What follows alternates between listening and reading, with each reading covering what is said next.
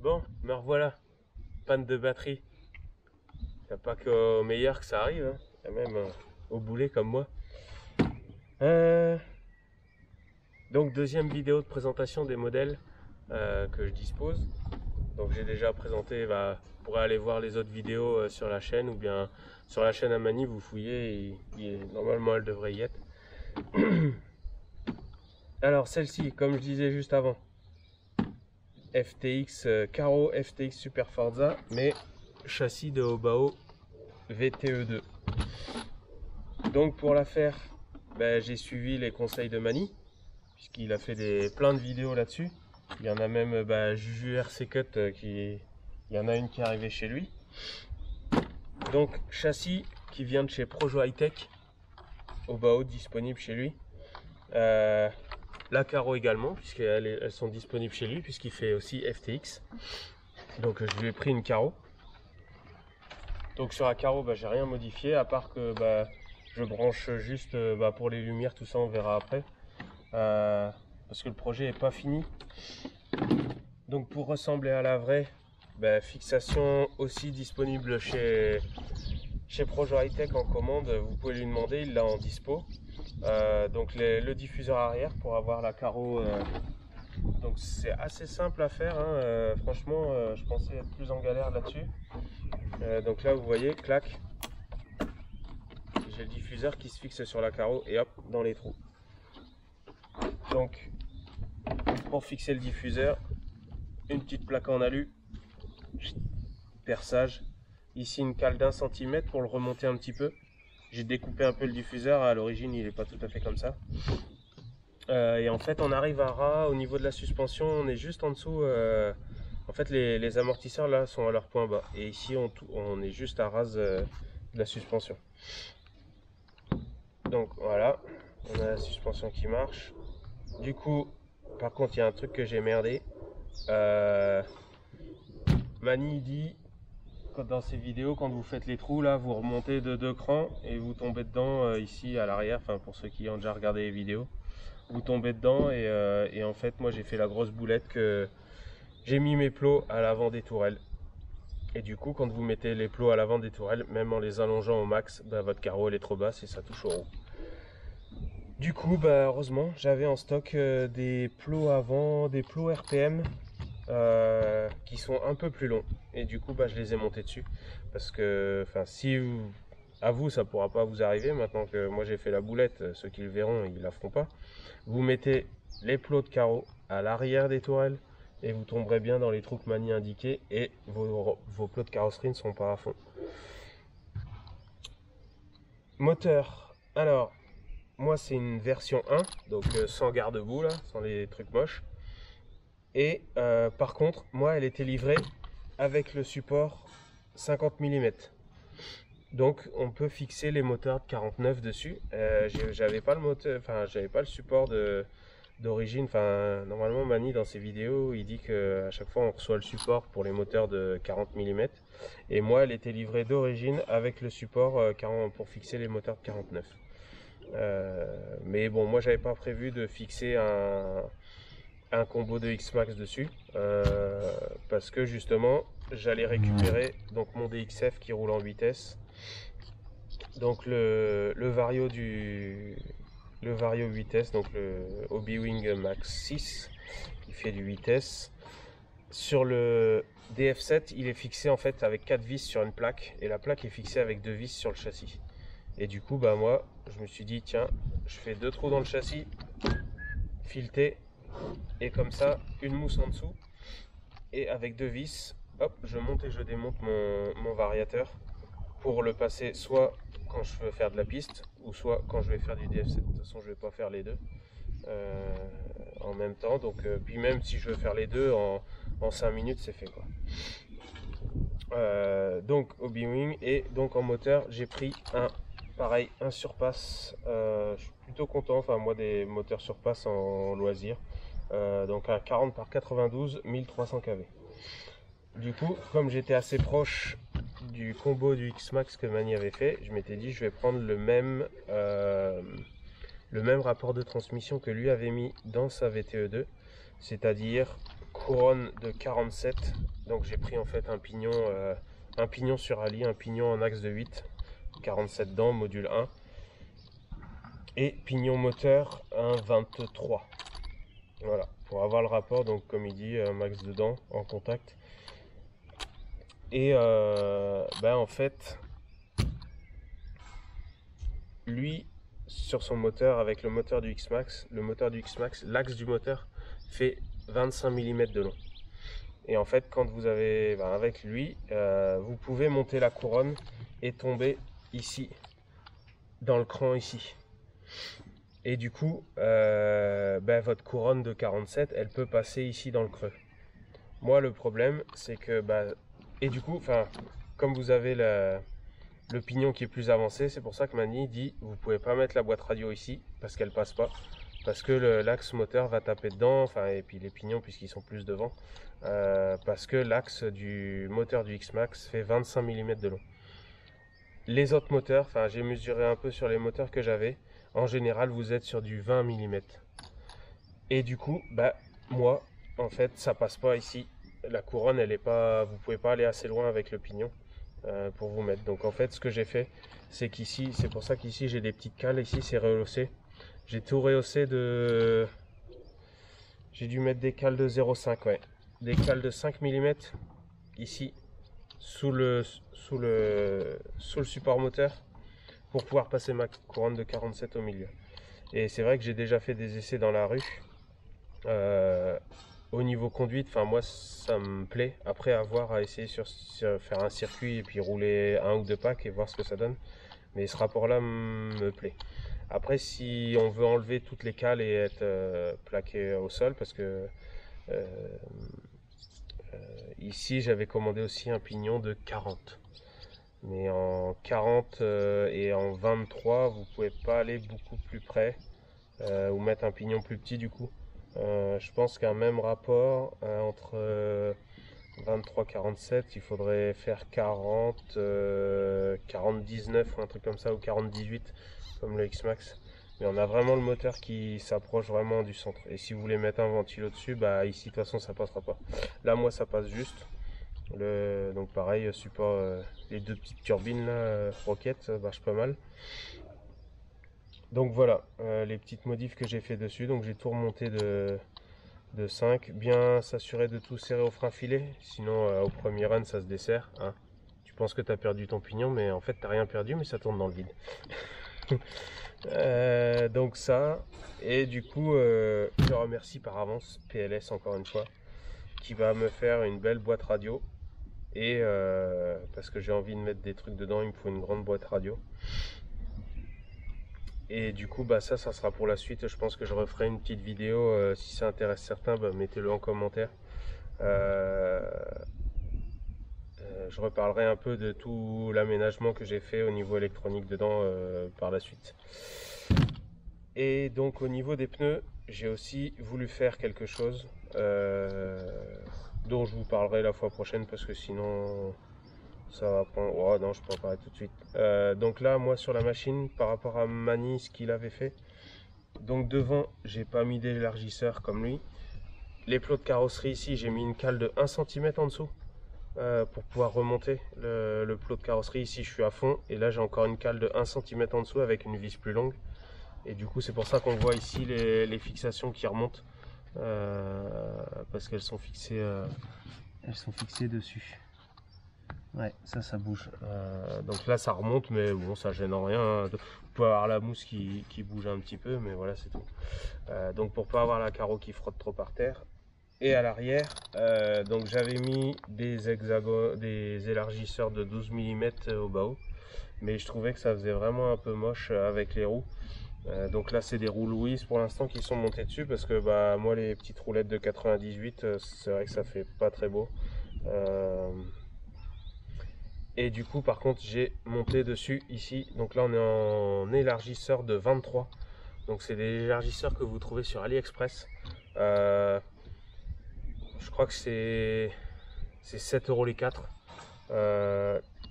Ils sont pas mal. Et ce qui est bien, c'est que du coup, on est compatible avec Obao au niveau de l'axe qui sert à fixer l'élargisseur, on est compatible et ça rentre, c'est le même diamètre d'axe. Parce que Mani avait déjà parlé que tous les élargisseurs ne vont pas sur Obao ou sur d'autres marques, parce que le diamètre de l'axe est différent suivant les types d'élargisseurs. Et là, sur ceux-là, c'est les mêmes.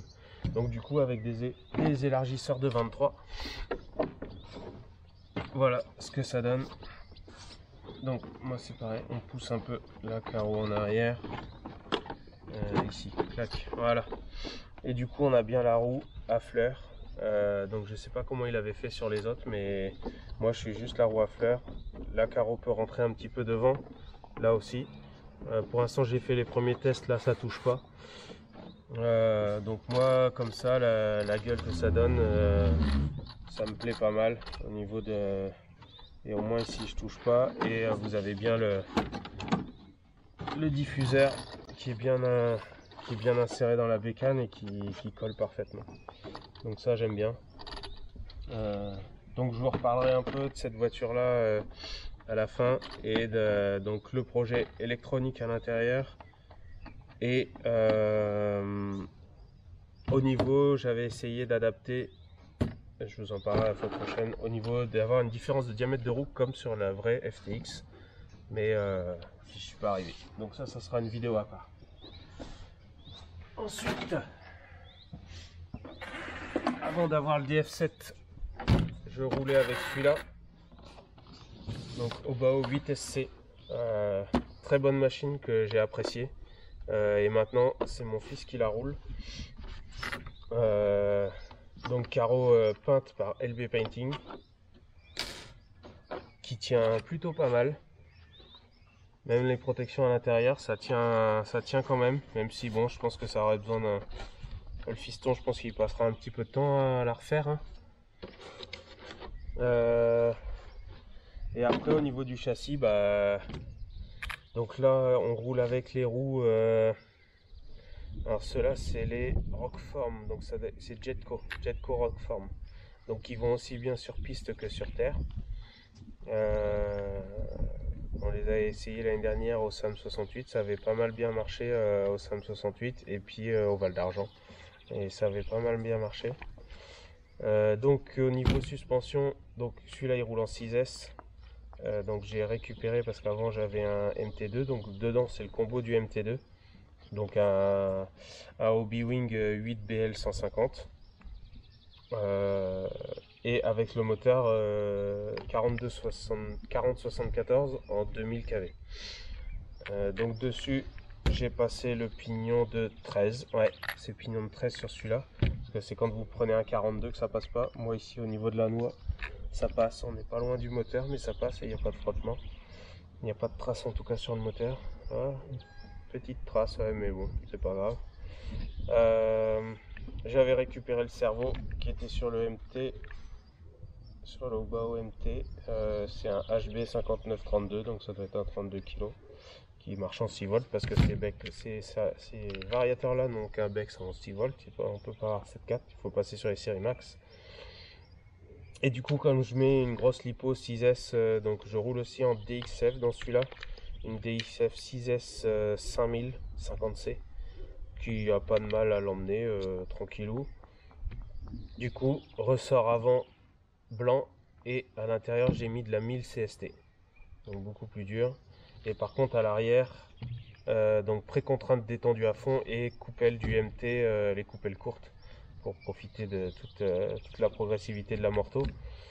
Et à l'arrière, ressort orange, huile d'origine et pré-contrainte détendue à fond.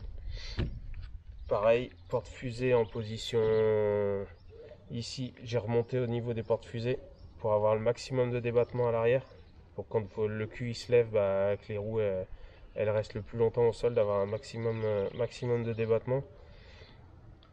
L'année dernière le fiston il a réussi à me tordre une tourelle, je sais pas comment il a fait, donc pour l'instant je l'ai redressé, mais j'ai déjà commandé chez RC by J les tourelles en carbone, donc on verra, peut-être que si j'ai le temps ou si le fiston il fait un gros entretien, on passera les tourelles carbone dessus. Et après, les premiers déboires que j'ai eu avec, c'était les jantes d'origine qui cassent. Ça j'ai fait le premier run, j'ai effleuré une bordure mais vraiment effleuré et paf, 2 bâtons de pété sur la jante. Du coup j'avais recommandé des jantes, je les ai remontées, ils ont roulé un peu, bon maintenant ils roulent avec cela mais et j'ai pas eu de problème. Par contre au début à chaque sortie, porte-fusée avant en plastique pété ici en bas. Du coup depuis j'ai monté les porte-fusées alu qu'on trouve sur AliExpress, là les chinois. Il faut un peu tailler parce que ils sont pas tout à fait bien ajustés. En fait, une fois qu'ils sont montés, vous avez du mal à tourner, ils bloquent à un endroit. Du coup, bah, un petit coup de lime et puis ça passe, hein. Là, ça tourne vraiment nickel, super bien. Et après, au niveau des diffs, j'avais fait la config à manie. Je pense bah, souple à l'arrière. Je crois que j'avais gardé l'huile d'origine. Diff centrale, je sais plus. Bah, si vous voulez voir, vous allez voir les vidéos à manie. En général, c'est ça. Je durcis le centre et l'avant. Et toujours plus dur au centre qu'à l'avant. Et l'huile arrière d'origine. Et comme ça, on a vraiment un comportement, je trouve que on se trouve limite avec une traction, quoi. C'est-à-dire que dès que vous foutez un coup de gaz, le machin il part droit et vous avez vraiment les 2 pattes avant qui tirent, quoi. Et la machine se met bien en ligne et c'est vrai que c'est amusant et on a le train arrière qui suit bien. C'est vrai que c'est plaisant. Mais maintenant j'ai le DF7, du coup, c'est le fiston qui le roule. Allez, on va essayer de finir avant qu'il fasse nuit. Parce que, hein, pour une fois qu'il fait beau, on va faire une vidéo dehors. Ça. Et la dernière en date, un Gorgon. Merci à RC Fascar. Qui à la base était pour mon petit neveu.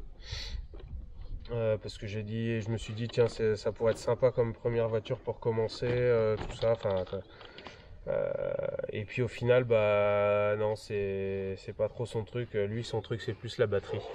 Donc bah il a une batterie et du coup bah j'ai dit bah moi je vais le garder. Du coup je l'ai passé en brushless.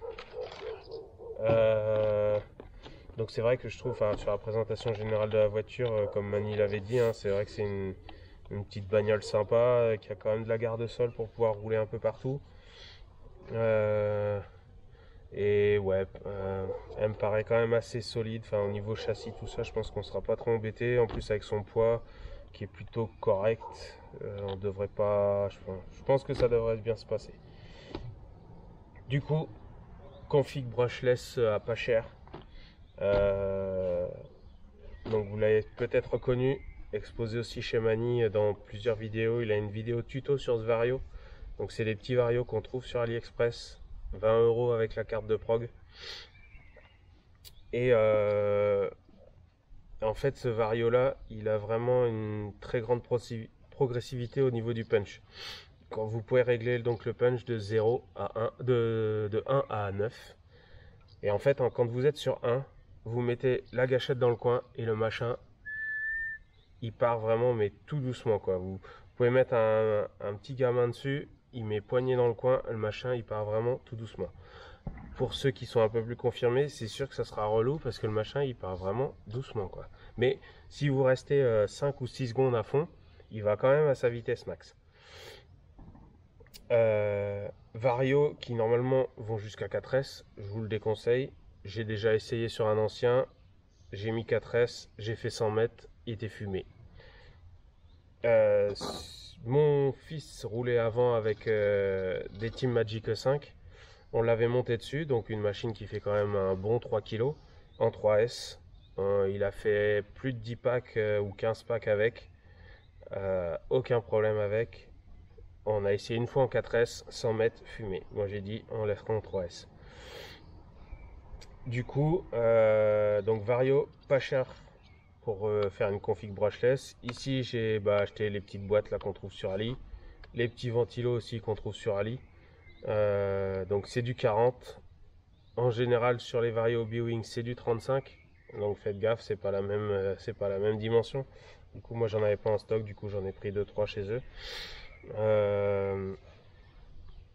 Ça, récepteur, j'avais des Dumbo, une Dumbo en rab, une Dumbo RC, donc j'ai mis une Dumbo RC au-dessus, donc il faut compter une petite trentaine d'euros pour la Dumbo, 20 € pour le Vario avec la carte de prog.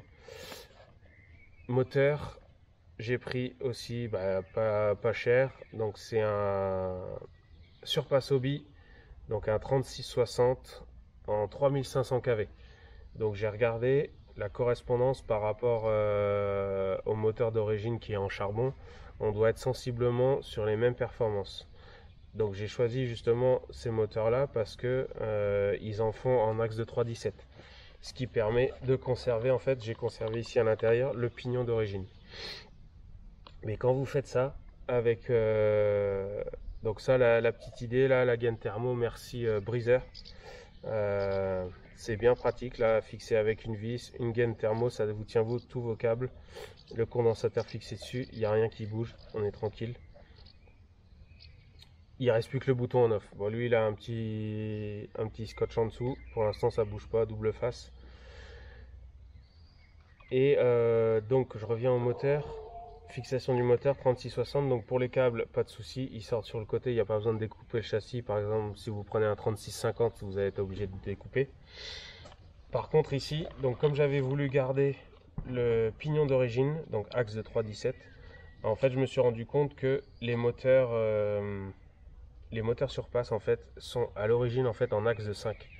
L'axe à l'intérieur du moteur est en axe de 5 et en fait il le taraude à l'extérieur pour descendre en 3,17. Donc en fait le taraudage il s'arrête un peu avant le carter. Et en fait quand vous montez le pignon sur le moteur, il vous manque 1 mm. Le pignon est trop vers l'extérieur et il tape sur le bout de la couronne et en fait vous ne pouvez pas l'enclencher. Ou si vous l'enclenchez de force, parce que c'est une couronne plastique ici, vous l'enclenchez de force et je pense que vous allez rouler, ça va vraiment faire un sale bruit et vous allez faire 100 mètres ou 200 mètres et je pense que la couronne en plastique elle sera bouffée parce que le pignon est en acier.